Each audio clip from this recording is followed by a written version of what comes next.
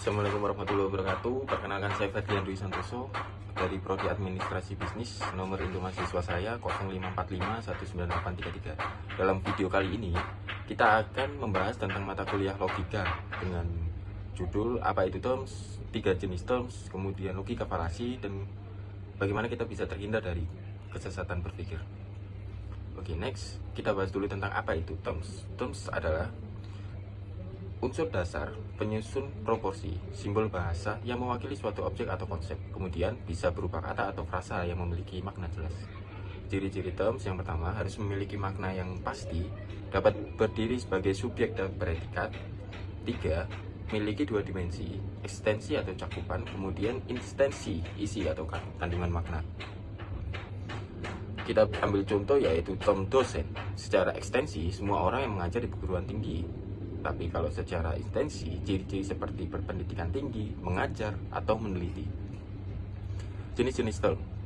Yang pertama, singular versus general.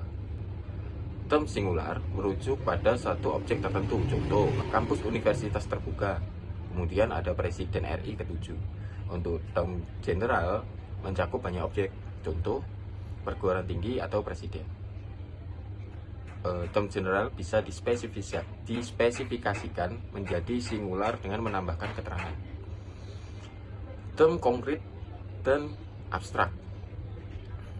Term konkret bisa dirasakan panca indera, contoh memegang pulpen atau meja kayu. Term abstrak hanya ada dalam pikiran, contoh keadilan, cinta, atau kebahagiaan.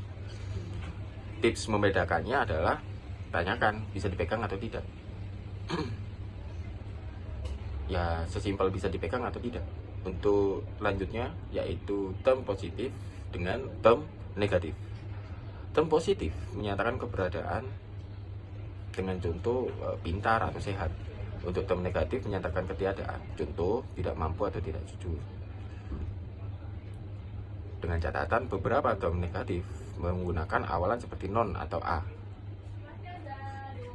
Oke, kita lanjut ke logika falasi. Apa itu logika falasi? Logika falasi adalah kesalahan dalam berpikir membuat argumen menjadi tidak valid.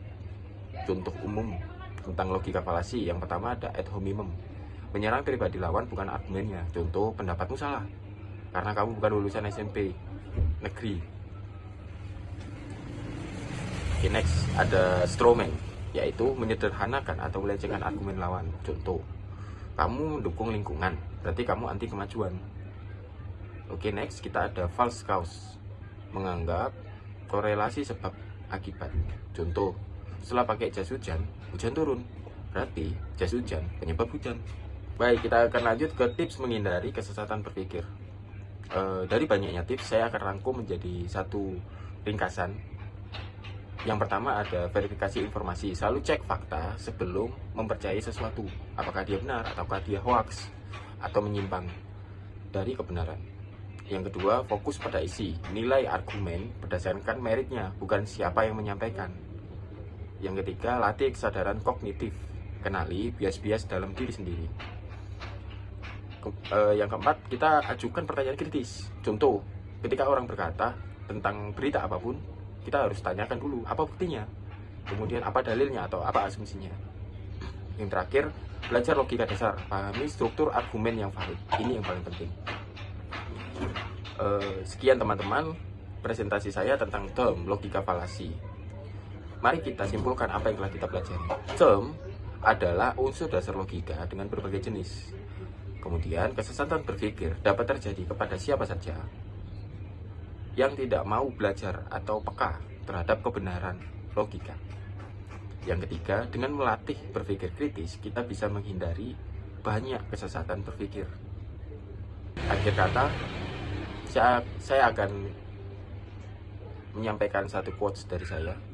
Sebuah pemikiran yang jelas dimulai dengan term yang tepat.